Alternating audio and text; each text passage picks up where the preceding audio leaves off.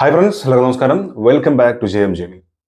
നമ്മുടെ സ്വന്തം അല്ലു അർജുനെ അറസ്റ്റ് ചെയ്തിരിക്കുകയാണ് പോലീസ്. ഈ വാർത്ത ഭയങ്കരമായിട്ട് ഇങ്ങനെ ചർച്ചയാകുന്നുണ്ട്. എല്ലാവരും പറയുന്നുണ്ട് വീട്ടിലെത്തി പോലീസ് അറസ്റ്റ് ചെയ്ത് കൊണ്ടുപോയി എന്ന രീതിയിൽ എന്തോ വൻ അപരാധം ചെയ്തിട്ട് അല്ലെങ്കിൽ വൻ കുറ്റം ചെയ്തിട്ട് അതിന് പോലീസുകാർ കൊണ്ടുപോയി ജയിലിൽ പൂട്ടിയിട്ട പോലെയാണ് സംസാരം കേൾക്കുന്നത്. അങ്ങനെ നമുക്കും കുറെ ആളുകൾ ഈ മെസ്സേജ് അയച്ചിട്ടുണ്ട്, അല്ലു അർജുൻ അറസ്റ്റ് ചെയ്തിട്ടുണ്ട്, ആ വാർത്ത അറിഞ്ഞിരുന്നോ ബ്രോ എന്നൊക്കെ ചോദിച്ചിട്ട്. അല്ലു അർജുനെ അറസ്റ്റ് രേഖപ്പെടുത്തിയിട്ടുണ്ട്, സംഭവം ശരിയാണ്. അറസ്റ്റ് ചെയ്തിരിക്കുന്നത് സിനിമ കാണാൻ പോയ തിക്കിലും തിരക്കിലും പെട്ട് ഒരു സ്ത്രീ മരണപ്പെട്ടിരുന്നു. അത് എല്ലാവരും അറിഞ്ഞിട്ടുണ്ടാവും. അതിൽ വളരെയധികം സങ്കടമുണ്ട്. ഞാൻ വളരെ സങ്കടപ്പെട്ടാണ് ഇരിക്കണം എന്നൊക്കെ പറഞ്ഞിട്ട് അല്ലു അർജുൻ അതിന് ഒരു വോയിസ്, ഒരു വീഡിയോ തന്നെ ഇട്ടിട്ടുണ്ടായിരുന്നു. അദ്ദേഹം ഖേദം പ്രകടിപ്പിച്ചിട്ടുണ്ടായിരുന്നു. ഖേദം എന്ന് പറഞ്ഞാൽ തിക്കിലും തിരക്കിലും പെട്ട് സിനിമ കാണാൻ വന്ന തിരക്കിൽ എന്ത് ചെയ്യാൻ പറ്റും, ഒരാൾ മരണപ്പെട്ടു പോയി, നമുക്ക് സങ്കടമുള്ള കാര്യം തന്നെയാണ്. പക്ഷെ ആരും മനഃപൂർവ്വം ഒന്നും ചെയ്തൊന്നുമല്ല. അപ്പൊ അതിൽ പെട്ട ഒരു സ്ത്രീ മരണപ്പെട്ടു പോയി. നഷ്ടപ്പെട്ടത് ആ സ്ത്രീയുടെ ഫാമിലിക്കും വേണ്ടപ്പെട്ടവർക്കുമാണ്, ശരിയാണ്. അതിന് 30 ലക്ഷമാണോ 25 ലക്ഷമാണോ എനിക്ക് കറക്റ്റ് അറിയില്ല, എന്തോ എത്രയോ ലക്ഷം എമൗണ്ട് അവരുടെ കുടുംബത്തിന് അല്ലു അർജുൻ കൊടുക്കുകയും ചെയ്തിട്ടുണ്ട്. പക്ഷെ ഇവിടെ അറസ്റ്റ് ചെയ്തിരിക്കുന്നത് ആ കേസിലാണ്. എനിക്ക് അറിയാൻ മേലാണ്ട് ചോദിക്കുകയാണ്, നാളെ റോഡിൽ അപകടം ഉണ്ടായാൽ മന്ത്രിമാരെ നിങ്ങൾ അറസ്റ്റ് ചെയ്യുമോ? അല്ല, അത്തരത്തിലാണ് ഈ പറഞ്ഞു കേട്ടിട്ടുള്ളത്. റോഡിൽ അപകടം ഉണ്ടായില്ല, റോഡിൽ അപകടത്തിൽ ആരെങ്കിലും മരിച്ചു, നിങ്ങൾ ഗതാഗത മന്ത്രിനെ അറസ്റ്റ് ചെയ്യൂ? അല്ലെങ്കിൽ ഈ ഗതാഗത മന്ത്രിയെ നിശ്ചയിച്ചിട്ടുള്ള മറ്റു മന്ത്രിമാരെ അല്ലെങ്കിൽ മുഖ്യമന്ത്രിയെ നിങ്ങൾ അറസ്റ്റ് ചെയ്യൂ? ഒരു ഒട്ടും എന്താണ് ഇതിന്റെ പിറകിലെ സത്യാവസ്ഥ എന്നുള്ളത് എനിക്ക് മനസ്സിലാവില്ല. ഇവിടുത്തെ നമ്മുടെ നിയമമൊക്കെ ഏത് വഴിക്കാണ് പോണെന്ന് ഒരു പിടിയും കിട്ടുന്നില്ല. സത്യത്തിൽ അല്ലു അർജുൻ അത്രയും എമൗണ്ട് ഒരു സഹായം പോലെ കൊടുത്ത് പോലും അദ്ദേഹത്തിന്റെ ഉള്ളിൽ എന്റെ സിനിമ കാണാൻ വന്നിട്ട് സംഭവിച്ചാണല്ലോ എന്നുള്ള ഒരു സങ്കടം കൊണ്ടാണ്. അത് കൊടുക്കേണ്ട ആവശ്യം പോലും ശരിക്കില്ല. ശരിയാണ്, ഒരാൾ മരണപ്പെട്ടിട്ടുണ്ട്, അതിന്റെ വേദന നമുക്കുണ്ട്. അതിന്റെ, ഞാൻ ഈ പറഞ്ഞ പോലെ അവരുടെ കുടുംബം എത്രമാത്രം സങ്കടപ്പെടുന്നുണ്ടാവാം. നഷ്ടം എന്ന് നേരത്തെ പറഞ്ഞ പോലെ അവരുടെ കുടുംബത്തിനാണ്. ഇതൊക്കെ നമ്മൾ മനസ്സിലാക്കുന്നുണ്ട്. അവരുടെ ആ ഒരു വിയോഗത്തിൽ നമ്മൾ അനുശോചനം അറിയിക്കുന്നുണ്ട്. പക്ഷെ ഇവിടെ കേസ് എടുത്ത് വീട്ടിൽ വന്ന് അറസ്റ്റ് ചെയ്യാനും മാത്രമൊക്കെ എന്താണ് ഇവിടെ സംഭവിച്ചിട്ടുള്ളത്? ഒട്ടും ബുദ്ധി ഇല്ലാത്ത ആളുകളാണോ ഈ? എനിക്ക് സംഭവം അത് മനസ്സിലായിട്ടേ ഇല്ല. അപ്പൊ നിങ്ങൾ ഈ വാർത്തയിൽ തെറ്റിദ്ധരിക്കപ്പെട്ടിട്ടുള്ള ആളുകളുണ്ടെങ്കിൽ, പുള്ളിക്കാരൻ വലിയ കൊലപാതകം ചെയ്തിട്ടോ അല്ലെങ്കിൽ വലിയ തെറ്റ് ചെയ്തിട്ടൊന്നും അല്ല. സംഭവം ഇതാണ്, പുള്ളിക്കാരന്റെ പുഷ്പ 2 ദ റൂൾ എന്ന് പറയുന്ന സിനിമ കാണാൻ പോയി തിക്കിലും തിരക്കിലും പെട്ട് ഒരു സ്ത്രീ മരണപ്പെട്ടു. അതിനാണ് കേസ്. എങ്ങനെയുണ്ട്? അതുകൊണ്ട് ഞാൻ പറഞ്ഞു, നാളെ റോഡിൽ അപകടം ഉണ്ടായി കഴിഞ്ഞാൽ നിങ്ങൾ ഗതാഗത മന്ത്രിയോ അല്ലെങ്കിൽ മറ്റ് വേണ്ടപ്പെട്ട മന്ത്രിമാരെയോ നിങ്ങൾ അറസ്റ്റ് ചെയ്യുമോ? എനിക്ക് മനസ്സിലാവണില്ല.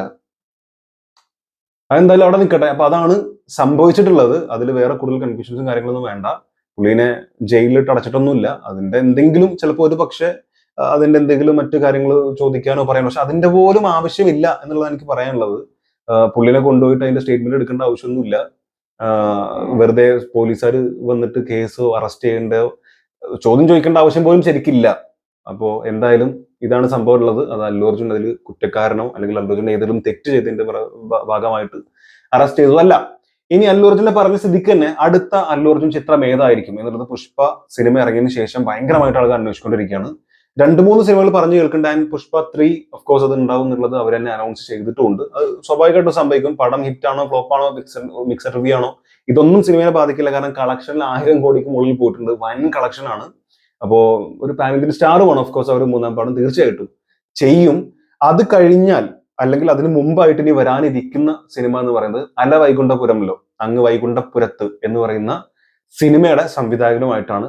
ത്രിവിക്രം ശ്രീനിവാസൻ എന്നാണ് അദ്ദേഹത്തിന്റെ പേര്. എന്നാണ്, ശ്രീനിവാസൻ എന്നാണോ ശ്രീനിവാസനാണോ എനിക്കറിയില്ല. പുള്ളിക്കാരനാണ് അതിന്റെ ഡയറക്ടർ. അപ്പൊ പുള്ളിക്കാരനുമായിട്ട് ചേർന്നിട്ടാണ് അടുത്ത പടം എന്നുള്ളത് റിപ്പോർട്ടുകൾ വരുന്നുണ്ട്. 2025 അതിന്റെ പ്രഖ്യാപനവും മറ്റു കാര്യങ്ങളും ഉണ്ടാവും എന്നാണ് കേൾക്കുന്നത്. എന്തായാലും 2025 പറഞ്ഞാൽ അധികം സമയമൊന്നുമില്ല. ഡിസംബർ ഓൾറെഡി പകുതി കഴിഞ്ഞു. ജനുവരിയിലോ ഫെബ്രുവരിയിലോ ഒക്കെ ആയിട്ട് അതിന്റെ പ്രഖ്യാപനം വരും എന്നുള്ള രീതിയിലാണ് കേൾക്കുന്നത്. അല വൈകുണ്ഠപുരമിലോ പേഴ്സണലി എനിക്ക് ഭയങ്കര ഇഷ്ടപ്പെട്ട സിനിമയാണ്. അപ്പോ നല്ലൊരു സിനിമ വീണ്ടും അല്ലു അർജുന്റെ പഴയ രീതിയിലുള്ള കുറച്ച് സിനിമകൾ കൂടെ ഈ പുഷ്പ ക്യാരക്ടർ ഒന്ന് വിട്ടിട്ട് വേറൊരു സാധനം വരട്ടെ എന്നുള്ള ആഗ്രഹമുണ്ട്. കാരണം പുഷ്പ 3 കൂടി വന്ന് പുഷ്പ 1 ഒരുപാട് 2 ഒരുപാട് വർഷം ഒരുപാട് സമയം അവർ കളഞ്ഞിട്ടുണ്ട്. ഇനി 3 ഒരുപാട് വർഷം ഇതിനു വേണ്ടി ഇനിയും കൊടുക്കേണ്ടി വരും. സോ അതല്ലാതെ മറ്റൊരു ക്യാരക്ടർ അല്ലുവിന്റെ കാണാൻ ആഗ്രഹമുണ്ട്. ആ ഒരു ക്യാരക്ടറും ആ ഒരു സ്വാഗും വിട്ടിട്ട് പഴയ രീതിയിലേക്ക് തന്നെ വന്ന് ഇടയ്ക്ക് അങ്ങനത്തെ സിനിമകളും കാണണമല്ലോ. അപ്പൊ അതിനൊരു ആഗ്രഹമുണ്ട്. അപ്പൊ അത് സംഭവിക്കും. 2025 പ്രഖ്യാപനത്തിന് വേണ്ടി വെയിറ്റ് ചെയ്യുന്നു. 2, രണ്ടാമത് പറയാനുള്ളത് മാർക്കോ. ഇങ്ങനെ തീപ്പൊരിയായിട്ട് ഇങ്ങനെ പോയിക്കൊണ്ടിരിക്കണം ഓരോ സമയം. മാർക്കോന്റെ അപ്ഡേറ്റ് ഓരോന്ന് കാണുമ്പോഴും വൻ പ്രതീക്ഷകളാണ് വരുന്നത്. പക്ഷെ ഹൈപ്പ് എന്ന രീതിയിൽ ഞാൻ കാണുന്നില്ല. എന്നാലും ഉണ്ണി മുകുന്ദൻ എന്ന് പറയുന്ന നടനെ സംബന്ധിച്ചോളം ഞാൻ ഭയങ്കര സാറ്റിസ്ഫൈഡ് ആണ് പുള്ളിയുടെ ഇപ്പോഴത്തെ ഓരോ പോസ്റ്റർ കാണുമ്പോഴും ഇത്തരത്തിലുള്ള സിനിമയുടെ പ്രഖ്യാപനം വന്നപ്പോൾ തന്നെ. എന്തായാലും ലാസ്റ്റ് ഇപ്പോൾ വന്നിട്ടുള്ളൊരു പോസ്റ്ററാണ് ഈ പോസ്റ്റർ. എന്റെ പൊന്നു മച്ചന്മാരെ, ഒരു കറുത്ത കോട്ട് ഇട്ടൊരു പുള്ളിക്കാരൻ നിൽക്കണം.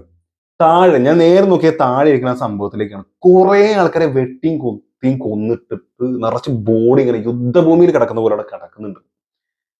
കുറെ ചോരകൾ കുളിച്ചിട്ട് അപ്പത്ത് വാള്, AK-47, വേറെ ഏതൊക്കെയോ ഗൺസ് കാര്യങ്ങള്. അത് എന്താണ് ഇവിടെ, എന്തൊക്കെയാണ് ഇവിടെ നടക്കുന്നത് എന്ന് ചോദിക്കാനാണ് തോന്നുന്നത്. അങ്ങനത്തെ പരിപാടിയാണ് കാണിച്ചു വെച്ചിരിക്കുന്നത്. എന്നിട്ട് പുള്ളീന്റെ ഇവിടെ നെറ്റി പൊട്ടി ചോരയൊക്കെ വന്നിട്ട് കയ്യില് ആ മരം മുറിക്കണ മറ്റേ മെഷീനായിട്ട് ഇങ്ങനെ നിൽക്കണം. കൊന്നു തള്ളുകയാണ്, മുറിച്ചിട്ടാണ്. Most violent movie.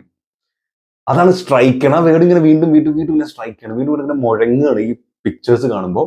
ഇതല്ലാതെ മുമ്പ് വന്നിട്ടുള്ള, അതായത് ഏകദേശം 19-20 മണിക്കൂർ നേരത്തോളമായിട്ട് വന്നിട്ടുള്ള ഒരു പോസ്റ്ററാണ് ഈ പോസ്റ്റർ. ചമ്മോ, അതുക്കും മേലെ ഡ്രസ് ഒന്നും ചെയ്ത ഫുൾ ബോഡി കാണിച്ചിട്ട് ഇവിടെയൊക്കെ മാന്തി പൊളിച്ചിട്ടുണ്ട്, ഫുൾ ചോരയും. എന്താലേ, കയ്യിൽ എന്താണ് ഈ കിടക്കുന്നത്? മെഷീൻ ഗണ്ണ് അല്ല, എന്താണ് നിങ്ങളുടെ ഉദ്ദേശം എന്നാണ് ചോദിക്കാനുള്ളത്. ഒരു ഗാങ്സ്റ്റർ മൂവി, ഇതൊരു ഒരു യുദ്ധപ്പടം കാണുന്ന ഒരു ഫീല്, ഓൾറെഡി അതിന്റെ പോസ്റ്റേഴ്സ് കാണുന്ന പോലത്തെ ഒരു ഫീല് ഇപ്പോഴേ ഉണ്ട്. ഇത് cinema in cinemas world wide December 20th 14 just 6 more days. ഇന്ന് 14-നാണെന്നാണ് എന്റെ വിശ്വാസം. എന്തായാലും 6-7 ദിവസം ഇത്രേ ഉള്ളൂ. അത് മസ്റ്റായിട്ടും തിയേറ്ററിൽ കണ്ടിരിക്കും. അത്ര പ്രതീക്ഷയോടെ കാത്തിരിക്കുന്ന ഒരു സിനിമയാണ് മാർക്കോ. വൻ വിജയമാകട്ടെ. കാരണം ഇത്തരത്തിലുള്ള വയലന്റ് മൂവീസ് ഒക്കെ ഇനിയും മലയാളത്തിൽ വരട്ടെ എന്ന് ആത്മാർത്ഥമായിട്ട് ആഗ്രഹമുണ്ട്. എന്തായാലും മാർക്കോ ഒരു പൊളി പൊളിക്കും എന്ന് തന്നെയാണ് എനിക്ക് പേഴ്സണലി തോന്നുന്നത്. ഇനി മാർക്കിനെ കുറിച്ച് പറയാനുള്ളത് 2 കാര്യങ്ങളാണ്. ഒന്ന്, IMDb the most anticipated movies of the year, ഇനി വരാനിരിക്കുന്ന അപ്കമിങ് മൂവീസ് എടുത്തു കഴിഞ്ഞാൽ അതിന്റെ മുൻനിരയിൽ തന്നെ ഉണ്ട് മാർക്കോ. 6ാം സ്ഥാനത്താണ്. 5ാം സ്ഥാനത്തേക്കാവും ഇനി 3ാം സ്ഥാനത്തേക്ക് വരെ ഈ 4 ദിവസം കൊണ്ട് വരാൻ സാധ്യത ഉണ്ട് എന്നുള്ളതും കേൾക്കുന്നുണ്ട്. അതല്ലാതെ ഇതിന്റെ ഈ ബുക്ക് മൈ ഷോയിലെ ഇൻട്രസ്റ്റ് നോക്കുകയാണെങ്കിൽ 1ാം സ്ഥാനത്താണ്. 100K ഇൻട്രസ്റ്റ് എന്ന് പറഞ്ഞിട്ട് ഇന്നലെ അവരൊരു പോസ്റ്റ് ഇട്ടിട്ടുണ്ടായിരുന്നു. ഇപ്പൊ 1ാം സ്ഥാനത്ത് എത്തിയിരിക്കുകയാണ്. ഏറ്റവും കൂടുതൽ ഇൻട്രസ്റ്റ് വന്നിട്ടുള്ളത് മാർക്കോ എന്ന് പറയുന്ന ഈ ഉണ്ണി മുകുന്ദന്റെ, ഹനീഫ് അദാനിയുടെ സിനിമയ്ക്കാണ്. എന്തായാലും കട്ട വെയിറ്റിംഗ്. പിന്നെ പറയാനുള്ളത് നമ്മുടെ സൂര്യ കങ്കുവ എന്ന് പറഞ്ഞ സിനിമയ്ക്ക് ശേഷം അത് വൻ അവസ്ഥയായിരുന്നു. എന്തായാലും അതിനുശേഷം പുള്ളിക്കാരൻ്റെതായിട്ട് വരാനിരിക്കുന്ന സിനിമ കങ്കുവ 2 ഇനി ഉണ്ടാവും തോന്നുന്നില്ല.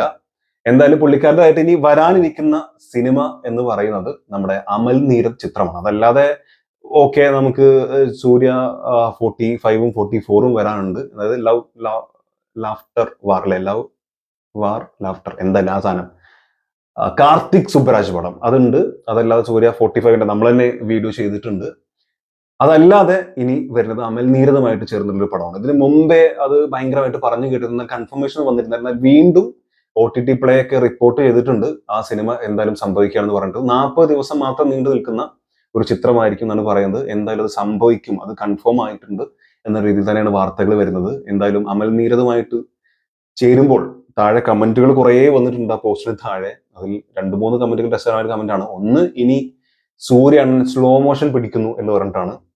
മറ്റൊരു കമന്റ്, അടുത്ത വാ പൊളപ്പൻ സിനിമ വരാതിരിക്കും എന്ന് പറഞ്ഞിട്ടാണ്. അത് കങ്കുവയുടെ എഫക്റ്റ് ആണ്. പക്ഷെ ഓഫ് കോഴ്സ് നടൻ എന്ന രീതിയിൽ നമ്മൾ നോക്കുകയാണെങ്കിൽ കങ്കുവ വളരെ മോശം സിനിമയായിട്ട് തന്നെയാണ് തോന്നുന്നുണ്ടെങ്കിൽ പോലും നടൻ എന്ന രീതിയിൽ തെളിയിച്ചിട്ടുള്ള ആളാണ് സൂര്യ. ആരുടെയും സർട്ടിഫിക്കറ്റിന്റെ ആവശ്യമൊന്നും സൂര്യക്കില്ല. സോ സൂര്യക്ക് ഫുൾ പൊട്ടൻഷ്യൽ കാണിക്കാനുള്ള എല്ലാ പവറും ഉണ്ട്. അത് അമൽ നീരദ് ചിത്രത്തിലൊക്കെ വരുമ്പോൾ എനിക്ക് തോന്നുന്നു ഭയങ്കര രസമായിട്ട് തന്നെ പുള്ളിക്കാരനെ അമൽ നീരദ് പ്രസന്റ് ചെയ്യും എന്നാണ് വിശ്വാസം. എന്തായാലും ശിവണ്ണൻ അല്ലല്ലോ ഡയറക്ടർ, സോ പ്രതീക്ഷകൾ നല്ലപോലെ ഉണ്ട്.